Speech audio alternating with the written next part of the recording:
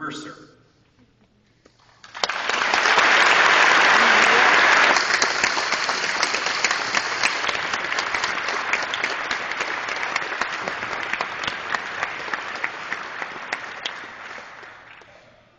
By authority of the Senate of this university, I confer upon you, Richard Vincent Mercer, the title and degree, Doctor of Letters, honoris causa.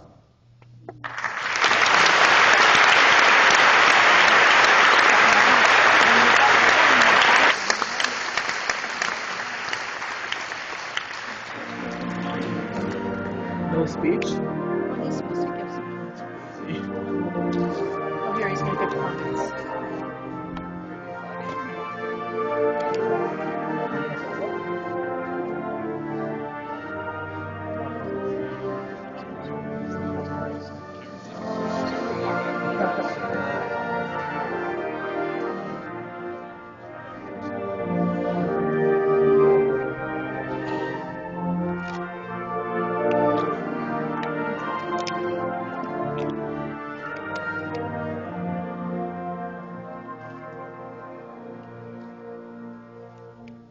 I'm now delighted to ask Dr. Mercer to say a few words.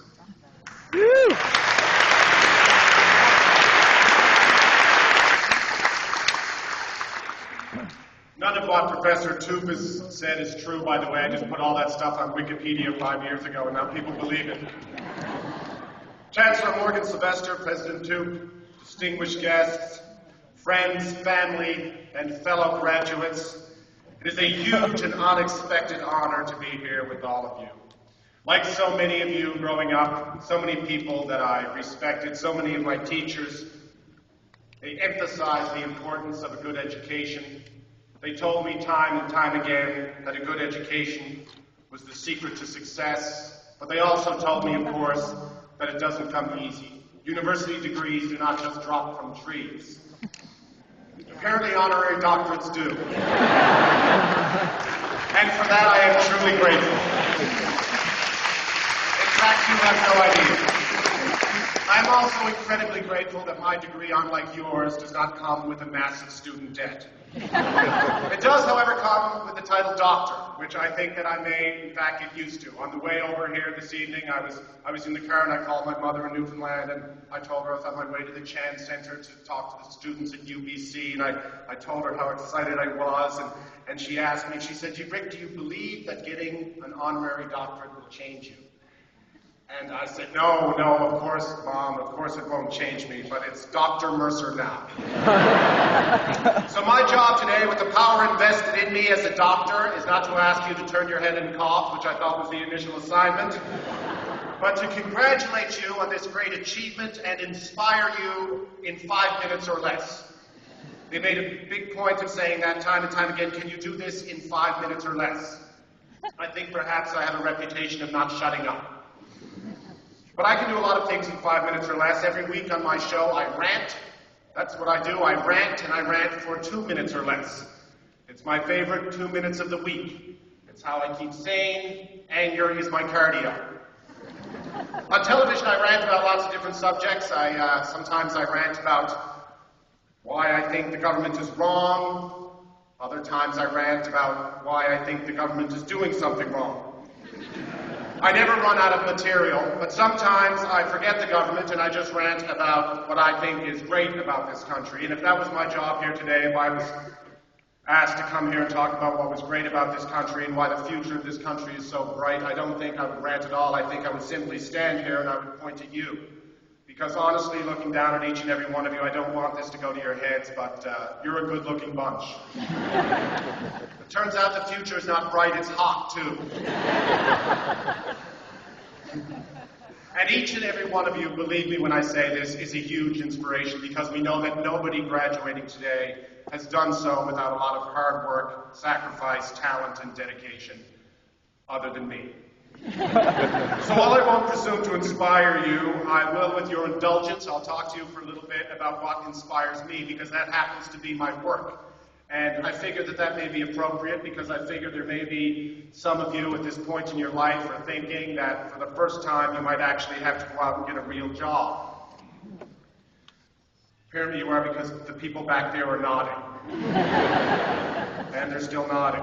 Well, the cliche is, if you figure out what it is that you love and then you figure out how to make a living at it, then you will be happy. And it's absolutely true.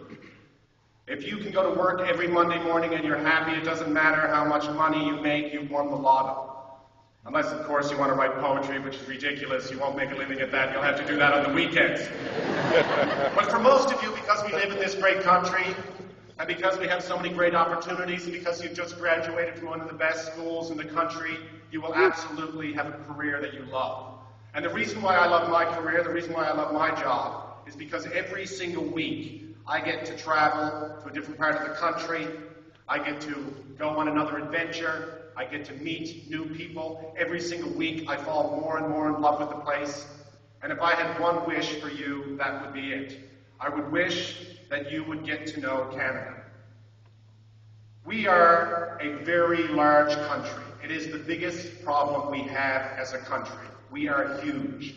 It makes it, how should I say this delicately, it makes it very difficult to be intimate with Canada. If you go to any major city in this country and you want to fly to Arizona or Florida, it's cheaper to do that than to fly 2 provinces over. It is cheaper to fly from Vancouver to Paris, France, than from Vancouver to St. John's, Newfoundland. It is cheaper to fly to the moon than it is to fly to Iqaluit. Okay, that's an exaggeration, but you get my point.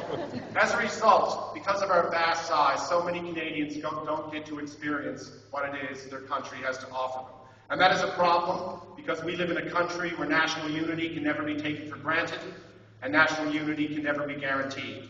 And there have always been regional differences in this country. There always will be regional differences in this country.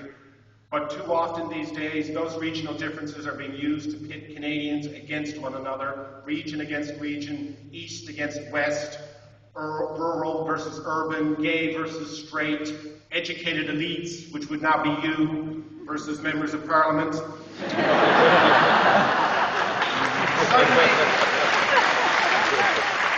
Suddenly the idea of nation building has become passé. Now this may help certain people get elected, but it's putting the entire country at risk, and this is where you come in, because it is your job as young Canadians to put a stop to that. If I ask you anything, I ask you to make a point of visiting and working in every single part of this country. If you do that, you will never regret it, because the knowledge and the experience that comes with that will deliver a pride of ownership that will never disappear. If you see the Northern Lights, if you see the Bay of Fundy, if you explore the Parliament buildings, if you eat raw caribou in Nunavut, if you march the Eastern Trail, if you dip your feet in the North Atlantic, it is an experience that will make you better citizens, and it will make for a better country. So that is my advice to you, the graduating class of 2010, as you go forward on this journey of life, please get intimate with Canada. And of course, as with any intimate relationship, be safe. And by safe, I mean always carry a second government-issue photo ID in your luggage in case some poser steals your wallet or purse and you have to get on a flight the next day. Once again, it is a huge honor to graduate with you. Thank you very much. Dr. Mercer out.